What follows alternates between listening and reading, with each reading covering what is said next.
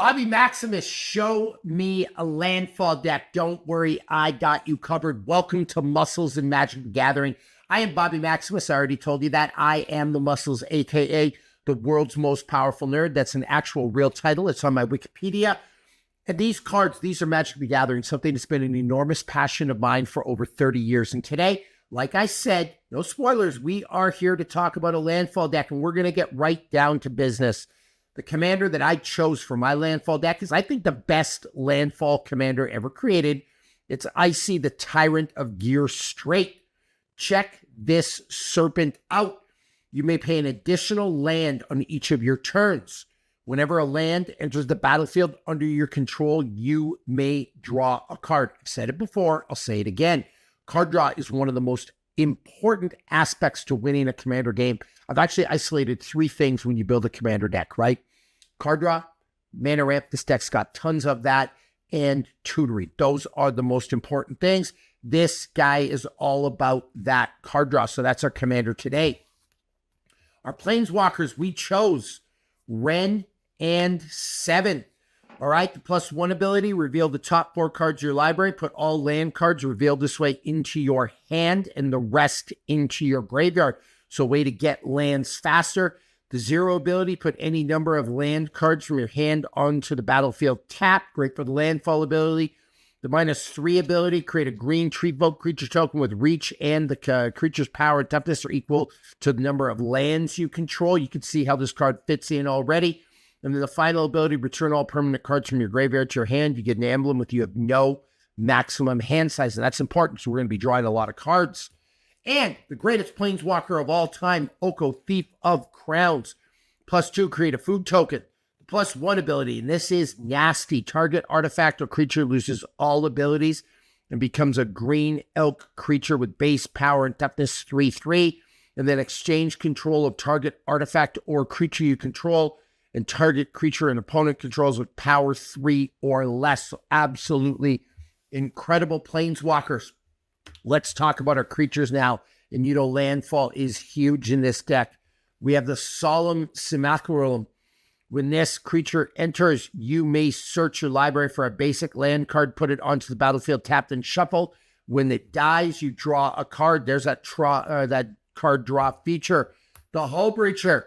Flash, if an opponent would draw a card, except the first one they draw in each of their draw steps, instead you create a treasure token. Now do me a favor. Don't come at me with banned cards. I do not discriminate against banned cards. All cards are welcome at my table. I also think the ban list I think it's unreasonable. I think it's unfair, actually. I think the ban list makes for less variety in the game, but I think it's totally arbitrary as well, right? People want Hull Breacher banned because it's unfun. You know what's unfun? Playing against somebody with a Thoracle Candle. That is unfun. Playing against somebody who's got a bunch of stacks pieces in their deck, right? Like a Rhystic Study or like a Esper Sentinel or like a Smothering Tithe or a Grand Abolisher or a Drann's Magistrate. Like, that's unfun. Let me have my Hull Breacher. And I just say unban all cards. Get rid of the inconsistencies in the list. But I play with banned cards. I'm about collecting. I want to have fun. And at my table, you come to play with my pod. All Magic the Gathering cards are welcome. Next up, Chasm Skulker. Whenever you draw a card, put a 1/1 counter on Chasm Skulker. When Chasm Skulker dies, create X 1/1 blue squid creature tokens with Island Walk, where X is the number of 1/1 counters on Chasm Skulker. Cultivator Colossus. You like all these land-based cards and card draw cards? Trample. Cultivator Colossus's power and toughness are equal to the number of lands you control.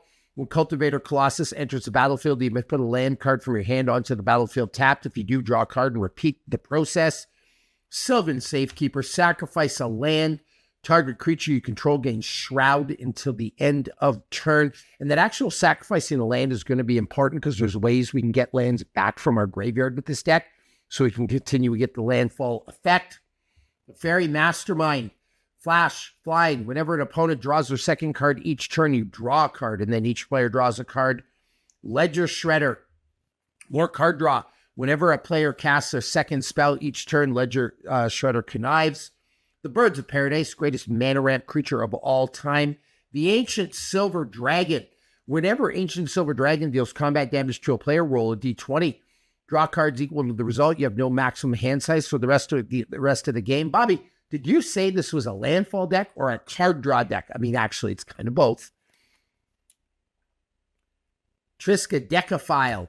I almost couldn't pronounce that name. That's a tricky one. You have no maximum hand size at the beginning of your upkeep. If you have exactly 13 cards in your hand, you win the game. Draw a card. That's a big win condition of this deck. Vorinclex, the Voice of Hunger. Whenever you tap a land for mana, add 1 mana of any type that land produced. Whenever an opponent taps a mana for mana, that land doesn't untap during its controller's next untap step. Here we go. Here's a landfall card, the Mossborn Hydra. Trample, this creature enters with a 1/1 counter on it. Landfall, whenever your land control enters, the land you control enters, double the number of 1/1 counters on this creature. Raminant Excavator. Remember I said you can play lands from your graveyard? There you go. Azusa, Lost But Seeking. You can play 2 additional lands on each of your turns. Dryad of the Elysian Grove. You can play an additional land on each of your turns. And lands you control are every other basic land type in addition to their other types. The Oracle of Moldiah. You can play an additional land on each of your turns. Play with the top card of your library revealed. You may play lands from the top of your library. Loot, Exuberant Explorer. You may play an additional land on top of your turns. Lands. This deck. You pay 6 mana. Look at the top 6 cards of your library. You can reveal a creature card with mana value less or equal to the number of lands you control from among them. Put it onto the battlefield. More mana ramp. Delighted Halfling. Tachiova, the Benthic Druid. Landfall. Whenever a land enters the battlefield under your control, you gain 1 life and you draw a card. The Lotus Cobra. Whenever a land you control enters, add 1 mana of any color. The Avenger of Zendikar. I literally have all the best landfall cards in this deck, by the way. When it enters the battlefield, put a 0/1 green plant creature token onto the battlefield for each land you control. And it's got landfall. Whenever a land enters the battlefield under your control, you may put a 1/1 counter on each plant creature you control. The Scoot Swarm, one of my favorite landfall cards ever. When a land enters the battlefield under your control, create a 1/1 green insect creature token. If you control 6 or more lands, create a token that's a copy of Scoot Swarm instead. That can get right out of control. Tireless Provisioner. Whenever a land you control enters, create a food token or a treasure token. Scoop Bob. At the beginning of your upkeep, if you control 5 or more lands, put 4 1/1 counters on Scoop Bob. That gets out of control. Bristly Bill. Insane landfall card.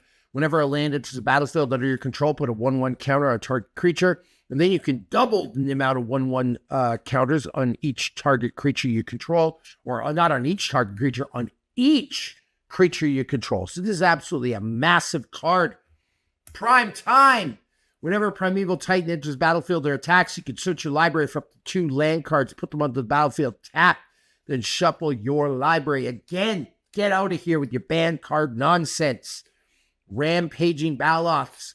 Landfall. Whenever a land you control enters, you can create a 4/4 green beast creature token. 6.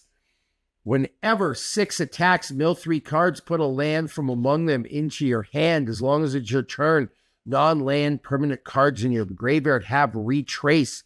And the Spring Heart Nantucket. Let's take a look at that. Okay. Bestow. Enchanted creature gets +1/+1. Whenever a land enters the battlefield under your control, you may pay 2 mana. If Spring Heart Nantucket is attached to a creature you control, if you do, create a token that's a copy of that creature. If you didn't create a token that way, instead you create a 1/1 green insect creature token. Those are my creatures. Incredible landfall monstrosities, all right? Sorceries and instants. Harvest Season. Search your library for up to X basic lands, where X is the number of tapped creatures you control. Put those cards onto the battlefield tapped and shuffle your library. We have a counter spell. We have 3 steps ahead, all right? It's got that spree function that you saw in the Outlaws of Thunder Junction. You can counter a target spell. You can create a token that's a copy of target artifact or creature you control. Draw 2 cards and discard a card. Stock Up. Love this card from Ether Drift. Look at the top 5 cards of your library, put 2 of them into your hand and the rest on the bottom of your library in any order. Cryptic Command, you can choose 2, counter a target spell, return target creature or target permanent to its owner's hand, and then tap all creatures your opponents control, draw a card. Love this printing. A little hard to read, but a beautiful printing of the card. Sink into Stupor, one of those two-sided cards, land on the other side, and the return target spell or an unland permanent an opponent controls to its owner's hand. Force of Will, one of the greatest counters of all time. Planar Genesis. Look at the top 4 cards of your library. You may put a land card from among them onto the battlefield tapped. If you don't, put a card from among them into your hand. Put the rest on the bottom of your library in a random order. 3 visits. Search your library for a forest card. Put that card onto the battlefield and shuffle your library. Entish Restoration. Sacrifice a land. Search your library for up to 2 basic land cards. Put them onto the battlefield tapped and shuffle. If you control a creature with power 4 or greater, instead search your library for up to 3 basic land cards. Put them onto the battlefield tapped, then shuffle. And then Scape Shift. Sacrifice any number of lands. Search your library for up to that many land cards. Put them onto the battlefield tapped, then shuffle. In a landfall deck, that could be an absolute game ender. Those are our sorceries. Now, our sorceries and instants, if you will. I kind of grouped them together. Now let's go to artifacts. Sensei's Divining Top. Look at the top 3 cards of your library, then put them back in any order. Draw a card, then put Sensei's Divining Top on top of its owner's library.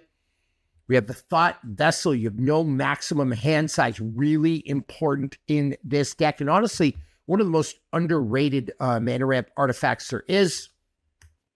Mithril Coat. Flash, indestructible. When Mithril Coat enters the battlefield, attached to target legendary creature you control.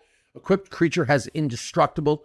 Really important for this. There's a huge casting cost here. When you get this creature out, you do not want it to die. We want to take advantage of this ability. So Mithril Coat, I think one of the best pieces of commander protection there are.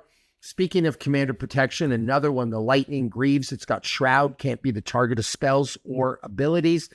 This, remember I said we could play lands from our graveyard. The Crucible of Worlds needed in this deck. Soul Ring, Mana Ramp, Arcane Signet, Mana Ramp. And then check this out. The Journeyer's Kite, serialized. Search your library for a basic land card, reveal it, put it into your hand, then shuffle. Now 3 is a hefty price to pay, but not in a landfall deck. We're creating all kinds of lands. We have all kinds of lands, and that's going to trigger all of my creatures. So that serialized card had to go in here. Sylvan Library. You may draw 2 extra cards during your draw phase. If you do so, put 2 of the cards drawn this turn back on top of your library in any order, or pay 4 life per card not replaced. Effects that prevent or redirect damage cannot be used to counter that loss of life. Wizard class. You have no maximum hand size. When this class becomes level 2, draw 2 cards. Whenever you draw a card, put a 1/1 counter on target creature you control. That works insane with Bristly Bill, by the way. Case of the Locked Hothouse. You may play an additional land on each of your turns. There's a lot of cards that do that in this deck, by the way, that allow you to play additional lands. To solve, you control 7 or more lands. And you may, if it's solved, you may look at the top card of your library at any time, and you may play lands and cast creature and enchantment spells from the top of your library. Virtue of Knowledge. Big in this deck. If a permanent entering the battlefield causes a triggered ability of a permanent you control to trigger, that ability triggers an additional time. Works really, really good with the landfall effect. Undergrowth Recon. At the beginning of your upkeep, return target land from your graveyard to the battlefield tapped. Burgeoning. Whenever an opponent plays a land, you may put a land card from your hand onto the battlefield. Exploration. You may play an additional land on each of your turns.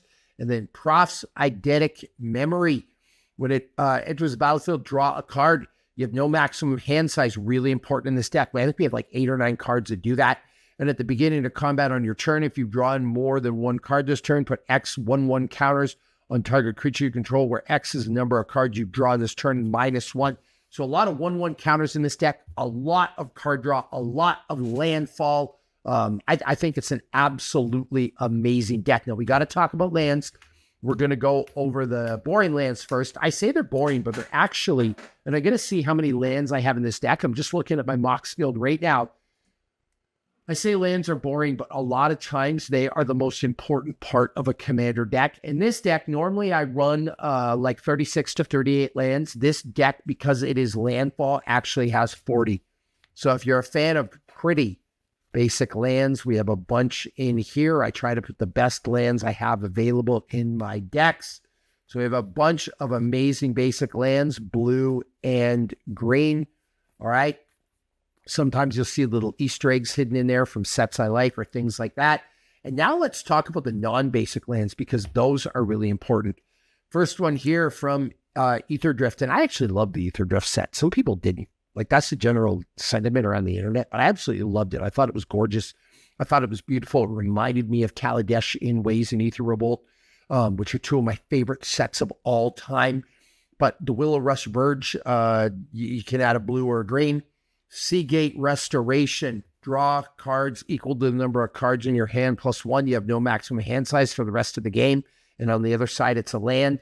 From Assassin's Creed, we have the Waterlogged Grove. You pay 1 life, you add a blue or a green. You can sacrifice Waterlogged Grove and draw a card. The Dream Root Cascade. It enters the battlefield tapped unless you control 2 or more other lands. Yavimaya Coast. I think they call these pain lands, but you can add a colorless or you add a blue or a green. It deals 1 damage to you.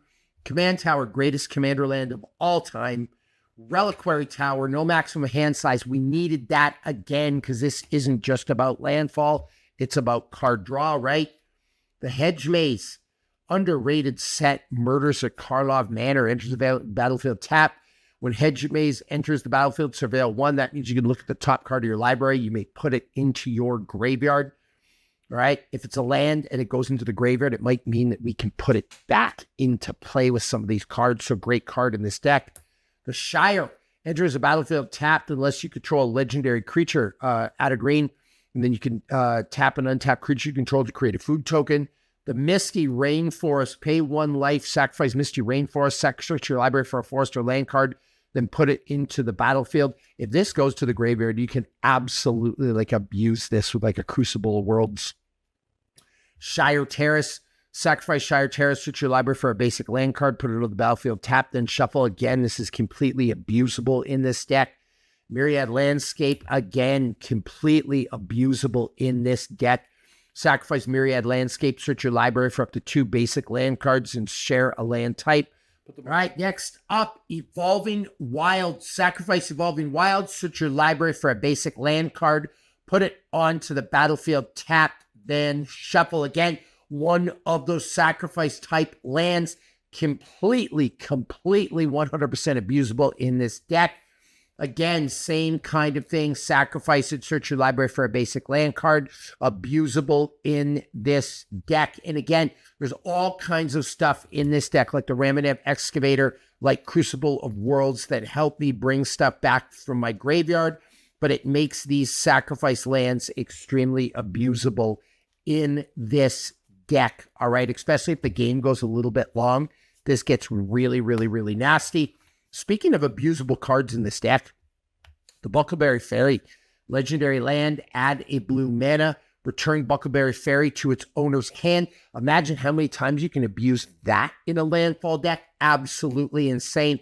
In fact, one of the biggest things about this deck is these sacrifice lands. They really help.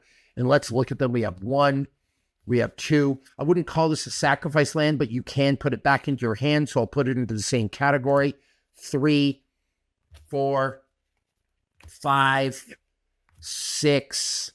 I want to see if I have more. I think I actually only have the 6th, but those cards you can really abuse this deck and this mechanism with those. All right. Now, the other card coming up, we have a couple of lands to go over. We have the Simic Growth Chamber. Simic Growth Chamber enters the battlefield tapped. When it enters the battlefield, return a land you control to its owner's hand, which means I can put it out later and trigger landfall again. And then you want to abuse those sacrifice lands. Thespian Stage. Add a colorless, or you can copy a target land, except it has this ability.